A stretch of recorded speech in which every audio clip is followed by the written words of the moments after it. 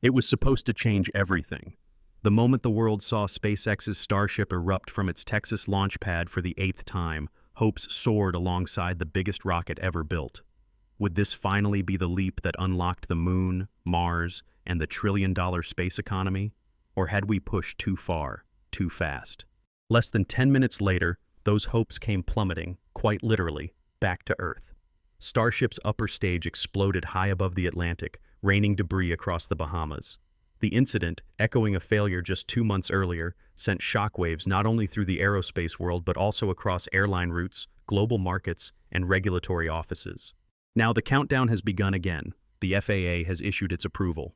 Starship Flight 9, the 9th launch of a vehicle that's already rewritten the playbook for space rocketry, is poised to roar skyward once more. This time, the hazard zone for air traffic has doubled. The booster, flying for a record 3rd time, is equipped with upgraded engines. Powerful ambitions face higher risks. SpaceX wants 25 launches a year, a staggering 48-hour turnaround time by 2026, compared to what was once a rate of just a handful. But behind the headlines, a single burning question lingers. Are we on the cusp of a new era of affordable, fast, and truly reusable space launches? Or is Starship's breakneck progress building toward an unsustainable risk that could bring the whole venture crashing down? Let's rewind. To understand why Starship matters, and why every launch now commands so much attention, we have to go back to the root of humanity's relationship with space. For more than half a century, space travel was the exclusive domain of superpowers. Rockets cost hundreds of millions per flight, mostly single-use, each mission debated for years. Then came Elon Musk and his vision: dramatically cut the cost of access to orbit, not by increments but by orders of magnitude. The key? Reusability. First, Falcon 9 boosters landed upright, inspiring awe and skepticism in equal measure. But Starship would be different. At 400-plus feet tall, capable of lifting 150 tons to low Earth orbit, and fully reusable, both booster and ship, Musk claimed it would make rockets as routine as airplanes. That's not just a technical dream. Industry analysts at Bain Consulting predicted that if Starship worked as promised, launch costs could fall by 50 to 80 times. Suddenly, putting up satellites, building space factories, or even sending people to the moon would move from science fiction to business plan. Michael Wall, senior Space.com writer, summed up the mood. Starship, if it pans out, could fundamentally reshape the economics and frequency of spaceflight. It's potentially revolutionary, but the devil is in the details. Yet building the most powerful rocket ever, and doing so cheaply and quickly, was always going to be a high-wire act. Starship itself is SpaceX's moonshot, a fully and rapidly reusable system, the giant super-heavy first stage and the gleaming bullet-shaped ship stacked atop it. Both are meant to return, be refurbished, and launch again within days. The eventual goal? A 48-hour turnaround repeated up to 25 times a year, enabling the mass movement of cargo and one-day people beyond Earth. For that to happen, everything has to work flawlessly, and flawless hasn't yet arrived. The last 2 launches both ended with explosive failures in Starship's upper stage. One, in January, showered debris over Turks and Caicos. The most recent, March's Flight 8, saw the ship break up over the Bahamas, despite the first stage's successful return maneuver to Starbase. It was a stark reminder that while the booster is making strides, able to fly, land, and soon fly again, the system as a whole is still perilous. Each failure prompts a flood of speculation. Is SpaceX learning fast enough? Or are these rapid-fire launches courting catastrophe? The Federal Aviation Administration, FAA, has taken these failures seriously. After each mishap, it grounds Starship pending a root cause investigation. For Flight 8, SpaceX had to satisfy a checklist: address what went wrong, redesign if necessary, and prove, at least on paper, that the next attempt wouldn't repeat the disaster. Only then did the FAA greenlight Flight 9, but not without conditions. One of the biggest shifts, the Aircraft Hazard Area, AHA for Flight 9, now stretches 1,600 nautical miles, almost twice as far as before. It covers a swath eastward from Texas, slicing through international airspace over the Florida Straits, the Bahamas, even Turks and Caicos. To minimize the disruption to air travel, the FAA's solution is to force these launches into less crowded hours. But even so, with launch frequency ramping up, every Starship flight could potentially ground or reroute thousands of commercial flights. Air traffic controllers, already stretched during peak periods, now have to adapt to SpaceX's ambitions. As one FAA official put it, "We're cautiously optimistic about SpaceX's progress, but expanding the hazard zone shows we're not taking any chances." For the airlines, and by extension everyone who depends on global air routes, the stakes are more than academic. Altered flight paths mean potentially longer journeys, higher fuel costs, and scheduling headaches. Multiply that by dozens of launches a year, and you have the beginnings of a real economic impact. For SpaceX, however, the risk is worth it.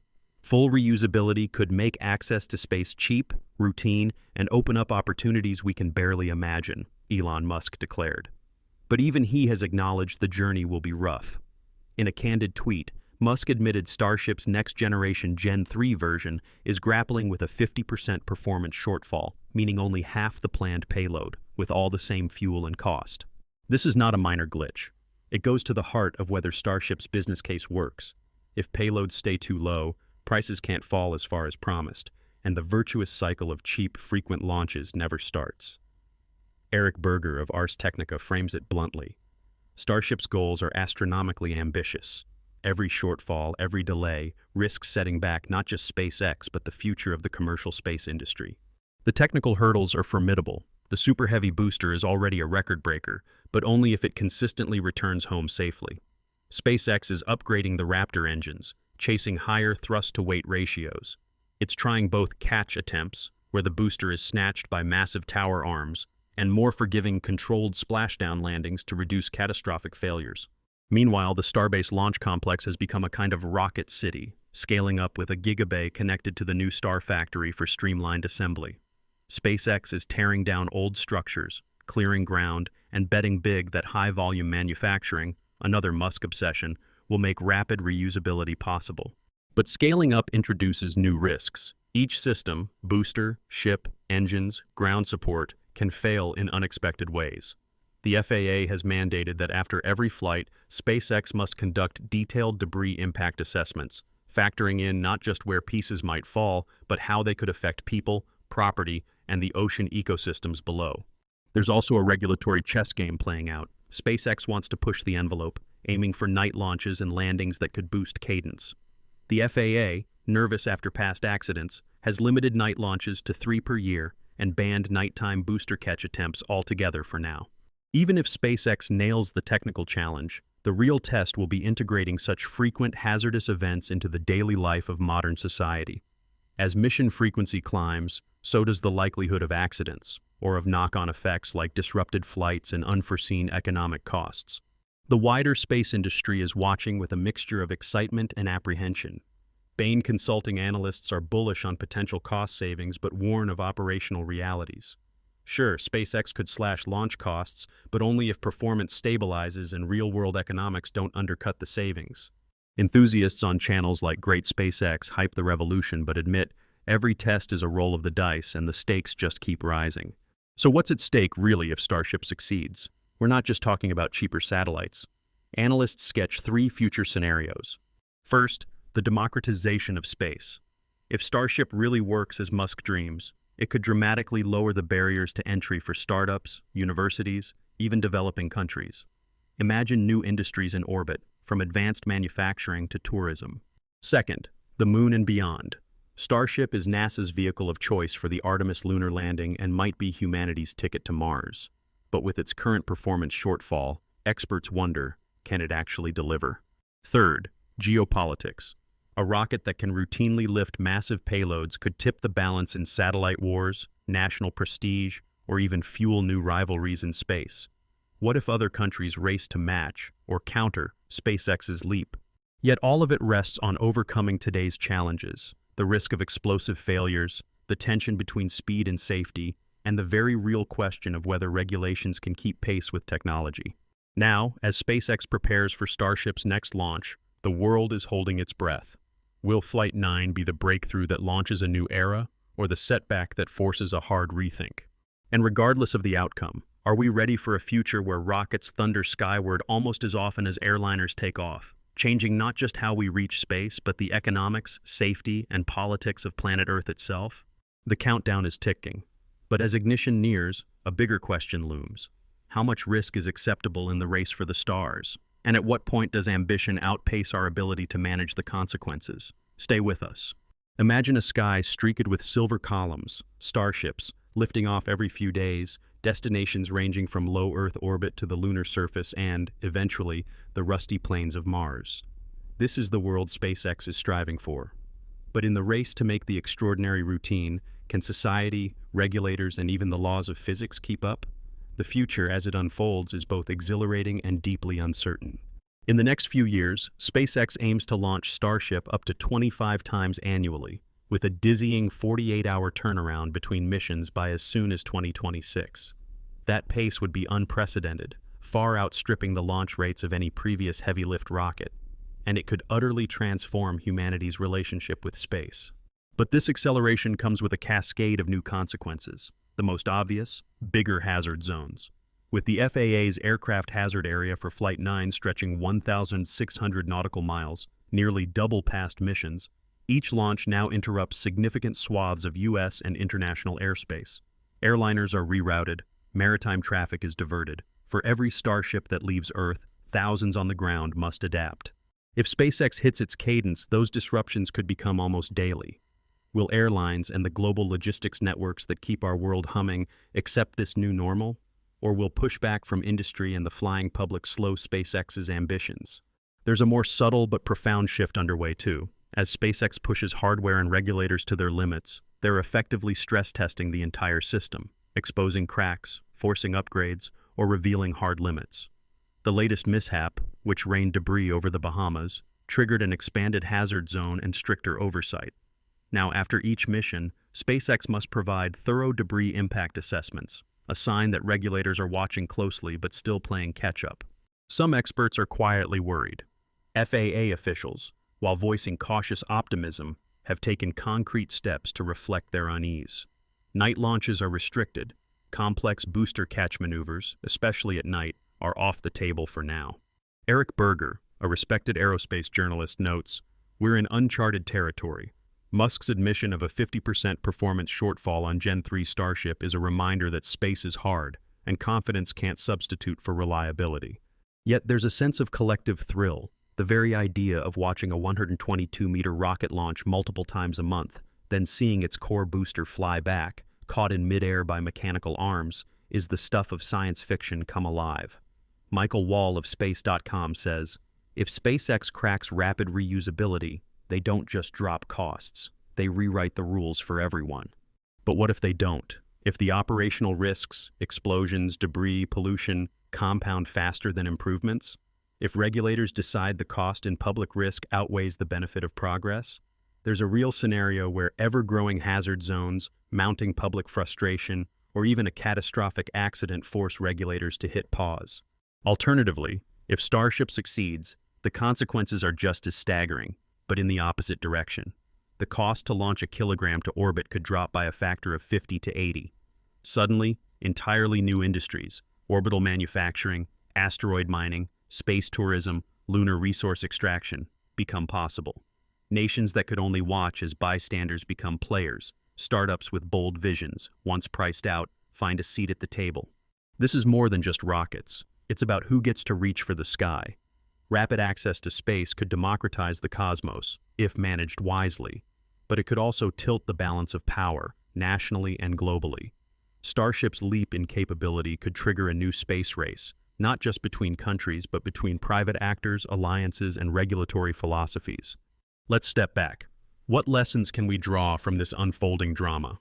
First, progress is never one-dimensional.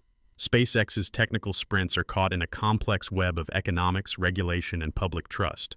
Each Starship launch is a negotiation between the boldness of engineers, the caution of regulators, and the patience of everyone affected below. For viewers, there's a deeper message. We're witnessing how innovation and governance collide in real time. Whether you're an entrepreneur, a student, or just a lover of big ideas, pay attention to the friction points. Innovation rarely happens in isolation. The dreamers need the rule makers, and vice versa. If you work in a regulated industry, SpaceX's high-speed dance with the FAA is a case study in adaptive oversight.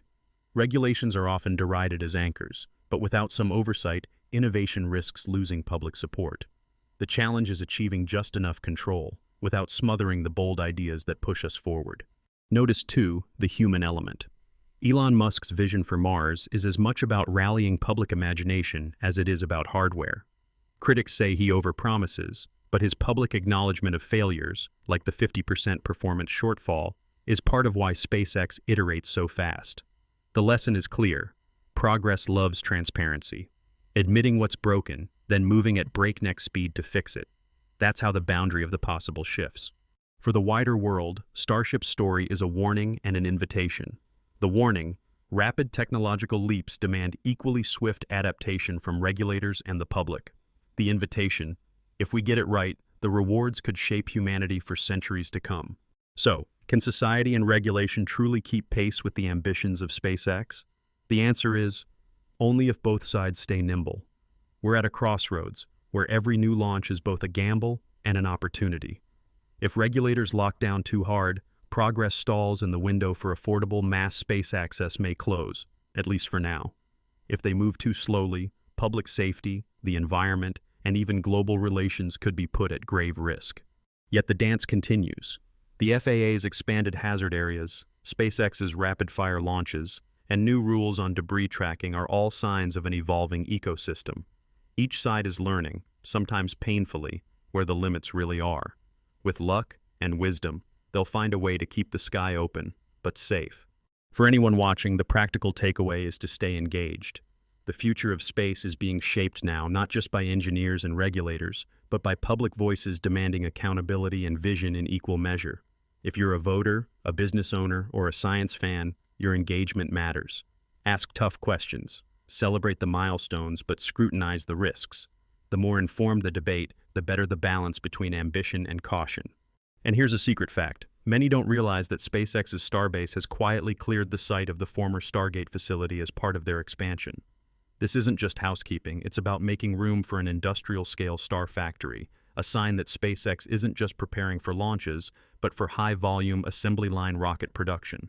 In the end, the Starship saga is more than just a technical race. It's a grand negotiation between what's possible and what's prudent, between the pace of dreams and the patience of governance.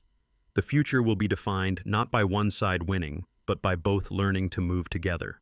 So as you watch the next Starship arc across the sky, remember, it's not just a rocket launch. It's the front line in humanity's accelerating push into the cosmos, a place where rules, risks, ambition, and hopes meet, clash, and perhaps soar together. If you found this journey thought-provoking, make sure to subscribe and hit the bell for more deep dives into the future of technology and space. Drop your questions and opinions in the comments. Do you think rapid Starship launches are worth the risk? What would you want to see regulated or left free? And if you know someone